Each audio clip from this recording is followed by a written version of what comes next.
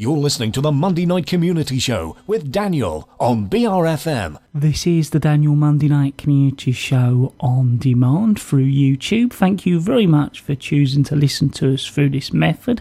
If you'd like to keep up to date with when I add new interviews, then subscribe to this channel. So we are out and about, and we're at the little museum in Rose Street with Nicole Mollett. Hello. Hiya. Well, I was hoping you could tell our listeners a little bit about Island Projects, first of all. Yes, of course I can. Well, Island Projects is an organisation that I started up in 2004, many moons ago, before I worked for Swale Council. And it was just after I'd finished my art degree. And basically, I had this idea to do a project that was all about retracing William Hogarth's journey to Sheppey. It was actually called the Peregrination, which is a sort of posh name for going on holiday. And funnily enough, some people might not know this, the Isle of Sheppey was the furthest William Hogarth ever left London. It was in those days, obviously, people didn't go on holiday that much at all. And he was kind of mocking the Victorian gentleman's grand tour, because all the rich folk used to go on these grand tours around Europe. But he did his grand tour in Kent. And I thought that was a highly fascinating link to the island. So we did this project, which we called Insula Avinium, which was the Latin name for Sheppey, which means island of sheep. And it was very successful. It was 15 artists were involved. We had performance, we had poets, we had visual artists.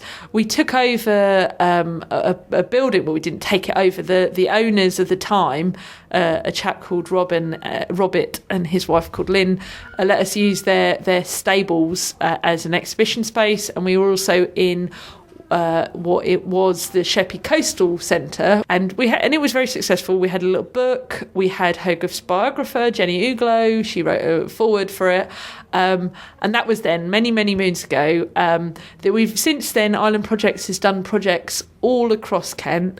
It's done stuff in London. It's done stuff on Sheppey. It was originally set up on Sheppey, but the idea is that it stretches out and anybody can be involved. But recently, I relaunched it, if you like. I got a grant from Arts Council to run a history meets art project using magic lanterns, which are an early form of projection, and that was very successful. That was last year. So I felt it important to try and grow the membership, and that's why I'm speaking to you, Daniel. Is that we're very keen to hear from anybody who's creative living on the island, in particular visual artists, but it can be any type. It could be a carpenter, it could be a watercolour painter. It's the list is endless, if you like. But because what we're trying to do, a few of our new members feel that it would be a really nice idea to try and map all the artists on the island, and people who don't even maybe call themselves artists, but do something that's very creative. So basically, if you are that way inclined, then we would be very keen to hear from you.